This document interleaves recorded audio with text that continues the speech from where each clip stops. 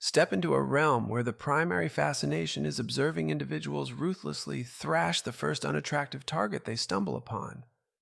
Amidst this unchanged landscape, we encounter Paco, a relatively average content creator. At present, he's in the midst of celebrating a monumental achievement: 700,000 subscribers on YouTube. Amidst his accumulated influence, Paco has successfully connected with one of his classmates turned roommates. She graces his channel as a guest while embarking on her own journey as a new YouTuber. Proficient in navigating the algorithm's favor, she predominantly focuses on makeup tutorials. However, her treatment of a hapless volunteer who offered to be her model suggests that solitary makeup application in a dimly lit room might be the wiser choice. Meanwhile, Hobin, displaying foresight, avoids agreeing to such ventures.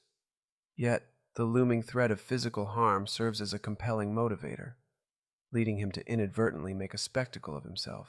He puts on a facade for the camera, attempting to force the most unnatural smile I've ever seen.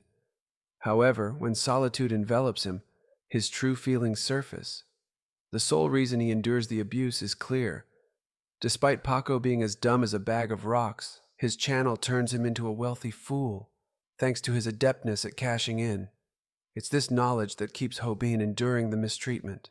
While Ruby doesn't boast as vast a following as Paco, she merely needs to reveal a bit of cleavage on stream to kickstart a flood of donations. On the flip side, Hobin has absolutely no leverage. He lacks intelligence, wealth, and is simply unattractive. For someone in his position, the only recourse is to swallow his pride and acknowledge his lack of prospects. As he heads back to the classroom, he's met with a gut-wrenching dropkick. Another classmate, enraged by Hobin's unsettling appearance which violates community guidelines, confronts him. This is Snapper, Paco's cameraman and a member of a rowdy clique. Despite his prowess in fights, the sight of Hobin momentarily unnerves him. Glancing around for reassurance from his friends, Snapper regains confidence. Eager to ride on the coattails of his friend's success, he volunteers to be Paco's cameraman. The sudden revelation that over $30,000 in revenue was generated in just 20 minutes shocks Hobin to his core, especially considering his chronic financial struggles. Contemplating the idea of starting a new channel himself, he finds that Snapper has similar thoughts. Approaching Paco, Snapper inquires about the process of launching a new channel. Being the supportive friend he is, Paco agrees to assist, but acknowledges that as a minor, Snapper will need adult assistance to sign up and receive revenue. However, this poses a challenge for Snapper, given his strained relationship with his parents due to past theft incidents. So they're not on the best of terms? Snapper then comes up with a brilliant idea and walks over to Hobin, who's still laying on the floor. He currently asks him if his mother is still alive since he knows she's pretty sick.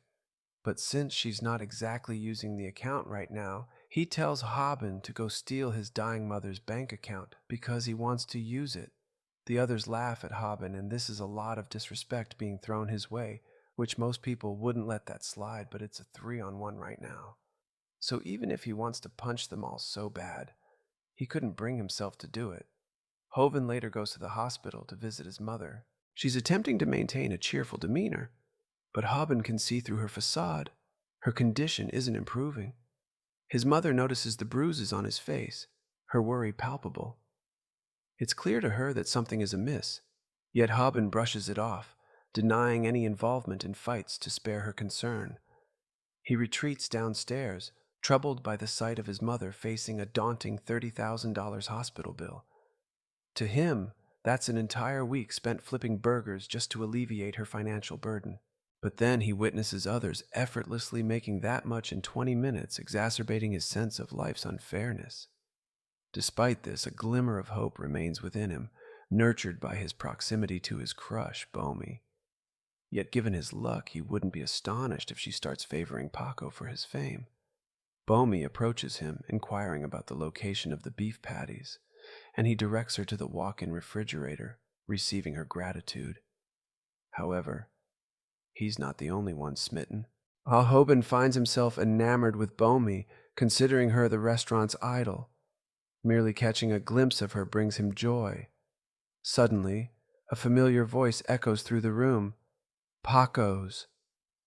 Anxious about being spotted, Hobin is taken aback when he learns that Paco's interest lies in Bomi, who has garnered attention for her attractiveness at Mickey D's. Paco unveils a scheme, challenging Bomi to prepare a burger in 30 seconds. Failure to do so means surrendering her phone number. Feeling cornered, Hobin realizes he must act swiftly to prevent Paco from extinguishing his last glimmer of hope.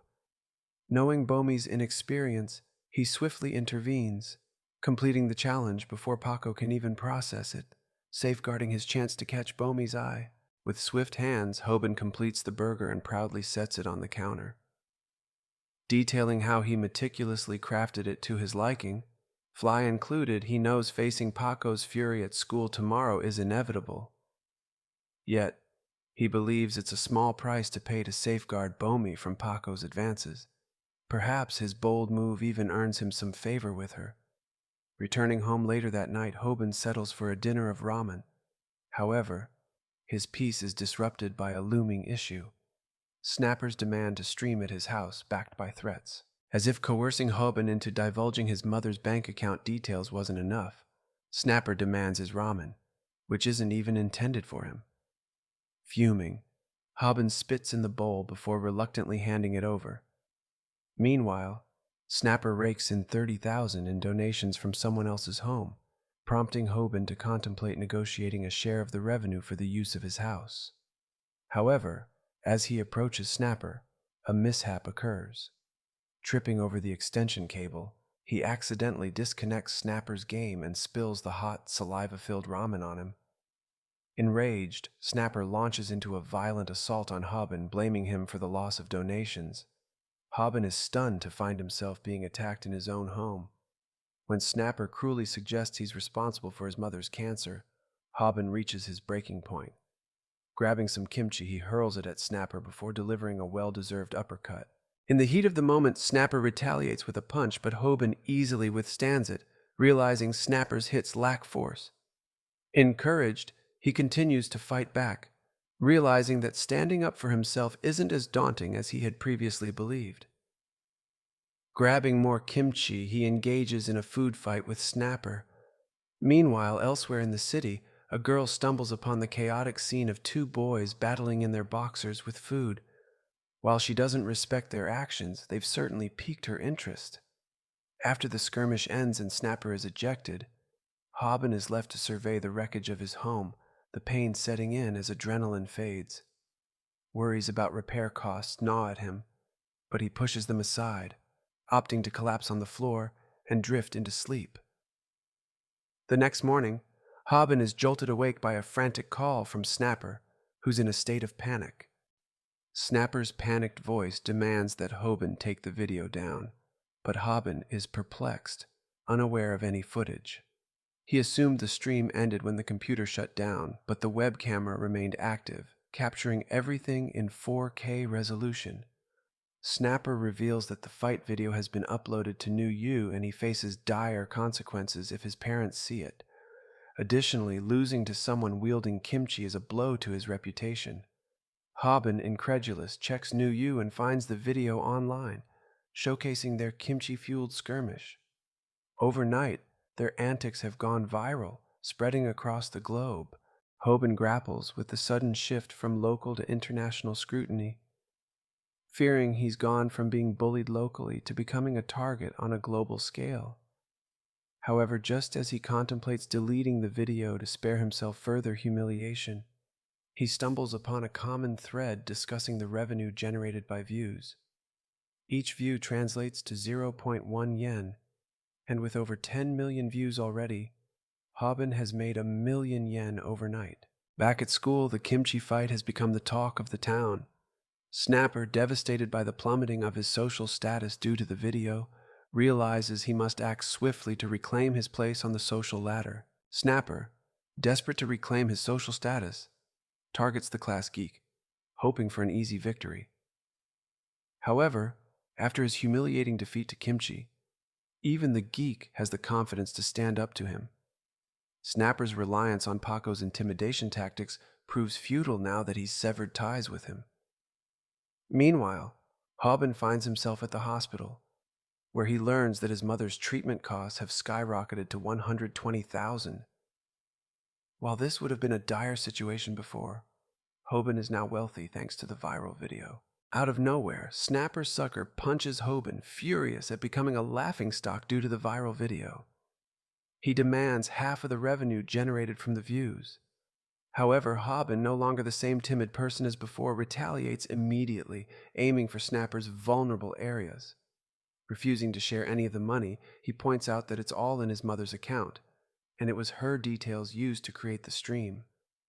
The fight ensues, but this time, Hobin faces Snapper without fear, having already stood up to him once before. As evening approaches, Hobin finds himself consoling a tearful Snapper, yet he remains resolute in his decision not to share the video revenue. That's when Snapper reveals a video he recorded of their recent altercation. Hobin questions Snapper's intention to post the video, but Snapper wisely refrains, knowing it would likely backfire. Instead, he proposes a partnership, recognizing that with Hobin's help, they could both profit immensely. Despite his dislike for Snapper, Hobin is enticed by the prospect of making money. After all, he played a role in Paco's success as his producer, and there's much about streaming that Hobin has yet to learn. Offering to become Hobin's producer, Snapper intends to manipulate him into generating wealth, while plotting to eventually take control of the account. As they discuss profit sharing, Snapper suggests a lopsided split, with him taking 90% and Hobin only receiving 10%. Seeing through Snapper's scheme, Hobin defiantly rejects the unfair deal, flipping him off before walking away. Snapper, realizing his only chance at redemption hinges on cooperation with Hobin, panics once again, exciting continuation. Hobin, unimpressed but begrudgingly accepting the deal, agrees to the 10% cut. Curious about the content plan, he asks Snapper for details. Snapper, realizing he underestimated Hobin's intelligence, shares his idea: videos of Hobin confronting bullies in real time.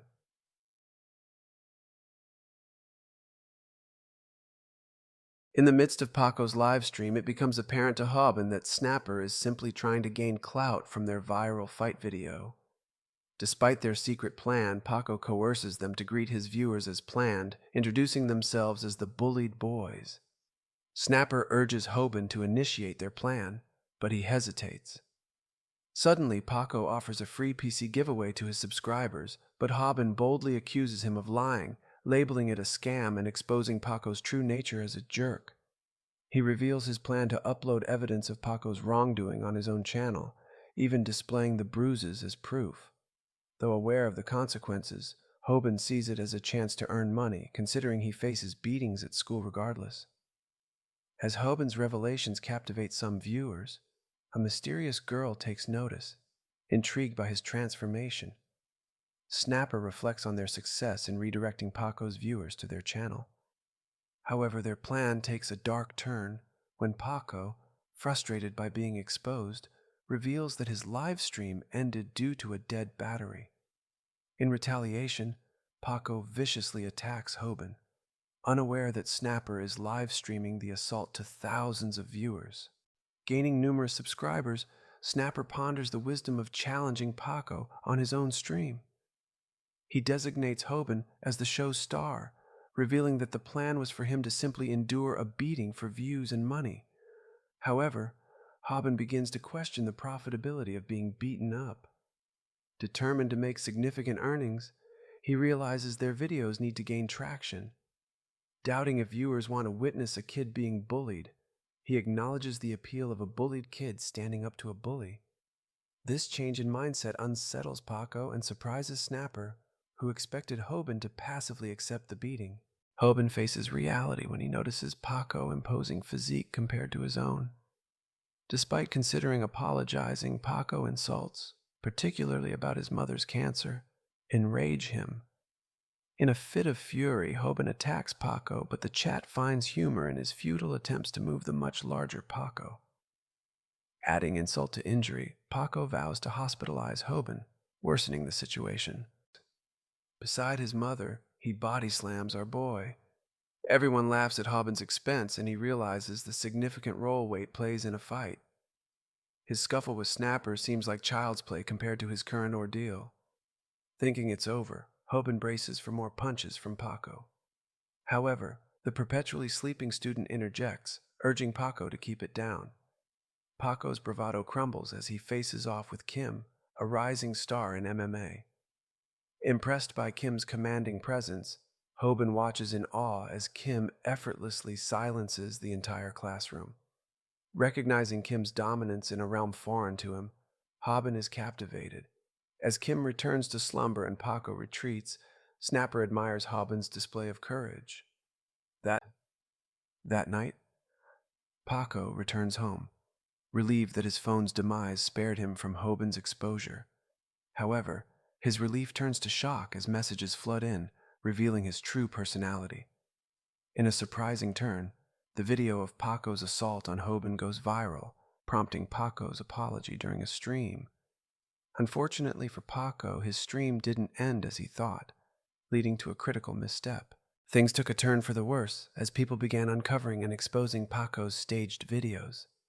It escalated to the point where someone created a website solely dedicated to watching Paco's subscriber count plummet. Paco became yesterday's news, but Hobin managed to rise in his place. One day, Snapper announced that their main content would now focus on fights. However, they faced a challenge: video length. YouTube paid based on ad revenue, not views. To earn significant money, they needed to include ads in their videos. The problem was that Hobin couldn't last more than a minute in a fight, and videos needed to be at least 3 minutes long to generate income. If Hobin couldn't endure 3 minutes, his YouTube career was at risk. That night, Hobin searched for ways to improve his fighting skills. Suggestions ranged from years of training, which he lacked, to various martial arts, all too challenging for him. Then, a misspelled search phrase led him to an unexpected discovery: a YouTube channel called How to Fight, with no subscribers but numerous videos. Hobin watched one, where a peculiar individual introduced himself, as Samik Samdok's first step to winning a fight is to never get too worked up. If a fighter can't control themselves, they're no longer swinging their fists, but their emotions. On the opposite end, if a fighter can get their opponent worked up, then they'll have a clear advantage. Samdak also teaches a technique that shocks Hobin, hearing that it allows him to get hit without getting hurt. Hobin watches it, but it all sounds too easy, so he assumes it's a scam for views and heads to bed. The next day, Hobin quits his job at Whackdonald's. Working there won't help pay his mother's medical bills, and he needs to make money faster. His co-workers discuss the guy Paco revealed quitting, and Bomi overhears them. Hobin's boss considers starting his own channel to become famous like Hobin, but Hobin gives him a scary look. Bomi arrives to thank Hobin for revealing Paco's true nature and shocks everyone when she asks for his phone number. Since they won't be working together anymore, she wants to stay in contact with him. Hobin puts her number to use immediately as they begin to text her in class, but Hobin questions if she's scamming him. He points out that it doesn't actually matter and tells her to just take all his money. But she just thinks all his simp comments are him being funny. Snapper arrives to point out how rare it is for someone to reach 100,000 subscribers after just 2 videos. Celebrities can't even do this. But Snapper just wants to know if Hobin has figured out a way to keep a fight going for 3 minutes. Hobin has not, so Snapper points out that they can't let this opportunity go to waste. He reminds Hobin that he is famous right now, but Hobin believes that being famous doesn't always lead to anything good. Just then, he realizes just how wrong he is as Rhea arrives to ask him to do a live stream with her. Hobin says that being famous rocks, and he agrees to do it. The guys are of course skeptical. Surumi explains that her viewers keep asking to see Hobin, and she persuades Hobin. But he looks to his friend Snapper for advice, as he is the strategist on the team. Unfortunately, Snapper's judgment is clouded as well, as he just suggests that Hobin should bring a friend so they can go on a double date. Just then, everyone is terrified as Paco arrives, furious at Hobin for ruining his YouTube channel. Just then, Hobin remembers that Sam Doc's video said that there's no easier opponent than one that is worked up. Paco is clearly frustrated, so Hobin prepares to do the next step, where he gets hit without getting hurt. However, Paco stops his punch when Snapper reveals that he is recording everything. Snapper threatens to upload the video, so Paco swears that he will get his revenge. Rumi hopes that she isn't part of this, but Paco just leaves. Snapper is relieved and points out that Hobin owes him a thank you. But Hobin is still shocked. Everything sort of happened just like Sam Deek said it would. So Hobin wonders just who this mysterious person is. Afterwards, Snapper is late for their meeting, and Hobin thinks about how difficult it is to have fighting as their theme. It's a huge problem, since they probably won't be able to just keep snapping at and fighting delinquents. Instead of thinking of a solution, though, Hobin just decides to text Bomi. Hobin is amazed by how happy texting her is making him.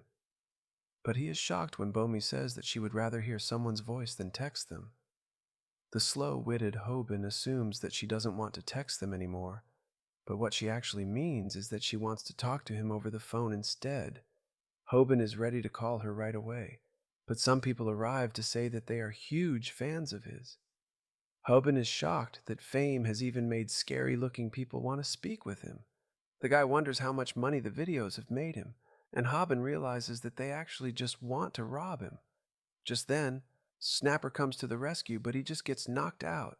Hobin is disappointed to see just how weak. Snapper, who lacks fighting ability, just takes Hobin's phone and tells him to keep making YouTube videos so he can rob him again later. Hobin is horrified because that phone had Bomi's number on it, so he tries to tell the thug to just take Snapper's phone instead. Hobin thinks they should call the cops to get his phone back, but Snapper thinks he's crazy, as he has a much better idea. Snapper, always thinking about creating content, reveals that he was live streaming the mugging, and now all Hobin's fans are cheering him on. Snapper points out that that couple is famous in this area, and he's assured that going after them will get them a ton of views. Hobin wonders if they just want to watch him get beat up again. But he puts that aside and decides it's time to start his live stream. Moments later, we see that Hobin has confronted his two attackers. The right-handed punch approached. Hobin saw an opportunity to apply Deck's strategy. So, to everyone's surprise, Hobin employed the technique of how to get hit without getting hurt. Much to his amazement, he emerged unscathed. Sam Deck's explanation resonated. A punch is most potent at the moment of impact, making it possible to minimize harm by moving into the strike before it peaks in power. Deck's tutorial on executing a headbutt by tucking in the chin left Hobin impressed by his own lack of injury. However, he found himself at a loss for what to do next. As the thug accused him of masochism and prepared for another assault, Hobin realized he had reacted too slowly. Fortunately, Deck had foreseen this scenario as well.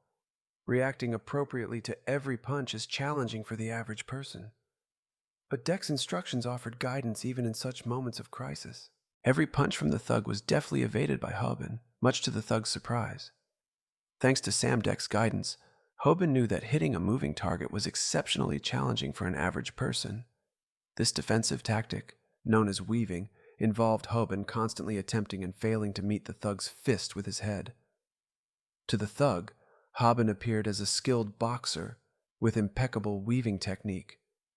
Deck had also emphasized the importance of focusing on hitting the opponent's fist, which not only dissipated Hobin's fear but also diffused the opponent's anger. Additionally, even if the thug managed to land a blow, Hobin wouldn't feel any pain, thanks to the get hit without getting hurt technique. Sam Deck proudly emphasized in his video that at this stage, fear of fighting should dissipate.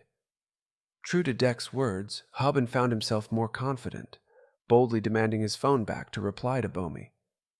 Despite the thug's confusion regarding Bomi's identity, he persisted in his attacks.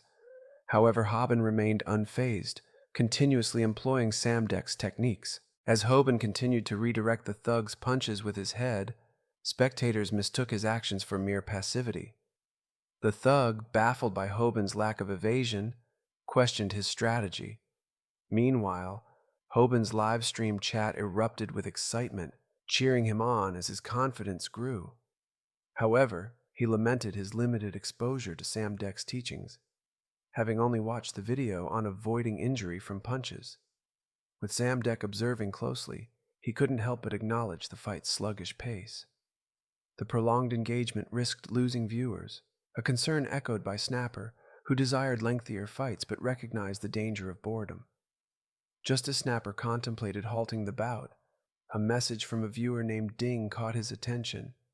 Ding, the same viewer who had identified Kim as the MMA star, displayed considerable martial arts knowledge. His comment now predicted Hobin's victory against the thug. Despite the chat's skepticism, Ding remained steadfast in his belief, instilling a glimmer of hope in Hobin's corner. Hobin had indeed endured a relentless barrage, but Ding dismissed them all as amateurs. Ding astutely pointed out that the thug's adrenaline had masked the damage to his fists. Now, as the swelling became evident, the chat erupted in excitement. Bewildered, the thug couldn't comprehend the sudden turn of events. Ding clarified that excessive punching, especially against a sturdy surface like Hobin's forehead, had taken its toll. As the thug's adrenaline faded, excruciating pain set in, precisely as Ding had predicted. Snapper marveled at Hobin's unexpected victory, though he worried about the ensuing hospital bills given Hobin's battered appearance. Nevertheless, Snapper deemed it a worthwhile investment, considering the surge in followers resulting from the fight. Yet Hobin remained preoccupied with thoughts of how Val would react to Bomi. With that, the live stream came to a close. Hobin gleefully shared that their latest video had amassed over 1 million views within just a week, propelling their channel, aptly named Viral Hit, to new heights with a total of 25 million views across 4 videos. The cherry on top was their first payout, which amounted to just under $113,000. Although the rate of half a penny per view seemed modest, Snapper clarified that their channel had to undergo a lengthy approval process before ads could be incorporated, making the payout quite respectable for their debut. Buoyed by their success, Hobin eagerly anticipated producing more sensational and violent content. However, Snapper urged caution, reminding him of the risk of receiving a yellow mark from YouTube. This label would demonetize their video, a nightmare scenario for aspiring YouTubers, triggered by content deemed excessively violent or aggressive. Just as they were about to leave, Hobin spotted Rumi, but Snapper swiftly steered him away, recognizing her intentions to poach their viewers. After a narrow escape, Hobin's attention was diverted by a stylish tracksuit that caught his eye. Assuming it would cost a couple $100, he contemplated purchasing it, buoyed by his recent earnings. However, his excitement turned to disbelief when he discovered the hefty price tag of nearly $1,000.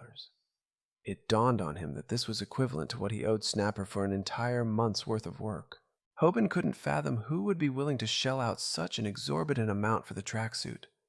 However, his incredulity turned to astonishment when he realized Snapper was already in the process of purchasing it. Hobin protested, pointing out that the cost equated to an entire month's earnings. Yet Snapper remained steadfast in his belief, considering such items as essential necessities that everyone should possess at least one of. Snapper's suggestion resonated with Hobin, and for a moment, he considered following suit. However, a sudden realization struck him. Responsible spending wasn't necessarily tied to income level. It was a skill honed by the wealthy. With this newfound understanding, Hobin opted for prudence and passed on the expensive tracksuit. Yet just as he congratulated himself for his responsible decision, a text message from Bomi startled him. It seemed Hobin's newfound resolve was about to face a test. Following Bomi's message, Hobin abandoned his recent prudence, splurging on the extravagant suit for their meetup.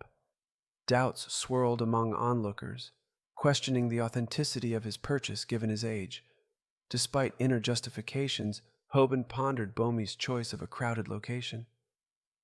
Initiating a live stream, Hobin found himself recognized, subjected to insults for allegedly betraying Paco and rumors about his wealth. Feeling exposed and vulnerable, he grasped the darker side of fame. Amidst the encounter, a girl mistook Ji-Woon, another new tuber for Hobin requesting an autograph. Ji-woon, in the midst of street interviews, tried to engage her with a charming question, only to discover she was meeting someone else. Assuming it was her boyfriend, Bomi redirected her attention to Hobin, noting their matching outfits. Hobin then reflected on his past, admitting to feelings of envy towards popular kids in school. Short, unathletic, and academically mediocre, he saw school as a microcosm of societal Darwinism. He believed in the natural order of the strong dominating the weak, often exemplified by Paco's belittlement of him. However, even Paco wasn't immune, often being put in his place by the formidable Kim. In light of this, Hobin always harbored admiration for Kim. Hobin's perspective had shifted drastically. He no longer viewed popularity or strength as paramount. With Bomi by his side, he found contentment in their connection, indifferent to societal norms. The sight of them together left bystanders stunned, and a fleeting touch between them ignited Hobin's imagination. Lost in reverie, he envisioned a future where he returned home to Bomi after a long day's work, bearing flowers. When questioned about a bouquet lacking blooms, Hobin smoothly likened Bomi to the most beautiful flower. However, his daydream was abruptly interrupted by his daughter's observation, reminding him of the folly in his fantasies. Hobin couldn't help but acknowledge the absurdity of his overindulgence in imagination. As their hands brushed, Bomi assumed Hobin was simply a man of few words. Nearby, a couple found them cute for their matching attire, but the guy couldn't help but feel sorry for Bomi, presuming girls typically disliked being seen with shorter guys. Unbeknownst to them, Hobin heard every word. He had initially assumed Bomi was bored by his company, but now he couldn't shake the feeling she was embarrassed to be with him. Letting their comments affect him, Hobin removed his jacket. Excitedly, Bomi attempted to engage him in conversation, but Hobin remained standoffish, offering only curt replies. Disheartened by his demeanor, Bomi eventually gave up, expressing disappointment that their in-person interaction didn't match their vibrant texting exchanges. Apologizing for any discomfort she may have caused him, Bomi decided to leave. Hobin decided to come clean, acknowledging Bomi's potential boredom and revealing his lack of dating experience. He confessed that he'd avoided dating previously because he was embarrassed by his own answers to questions. He also admitted his distraction by her beauty, which had affected his appetite. Concerned, Bomi noticed his sweating, but Hobin reassured her, explaining he'd positioned himself by the window to shield her from the sun. Surprisingly, Bomi appreciated his honesty, and a bystander observing them thought Hobin handled the situation adeptly. Outside, Hobin felt a sense of belonging with Bomi, who then received a call from an old friend, revealing it was Kim from their school. Hobin was shocked to learn that Kim, the seemingly unapproachable figure at school, was Bomi's friend. His mind wandered again, envisioning a scenario where Kim was Bomi's husband, and he was just an outsider in their lives. The thought left him feeling like a mere loser intruding on their happiness. Hobin, nudged back to reality by his daughter's remark, decided to fabricate a story, claiming he and Kim were actually close friends. Bomi's excitement was palpable, but Hobin felt a sudden surge of panic, not wanting her to associate him with the loser group. His anxiety peaked when Kim unexpectedly appeared. Bomi greeted him enthusiastically, eager to confirm their friendship. Hobin, caught off guard, could only watch in horror as Kim's gaze fell upon him. Realizing his grave error, he mentally apologized to Bomi for his deceit, acknowledging the mess he had created.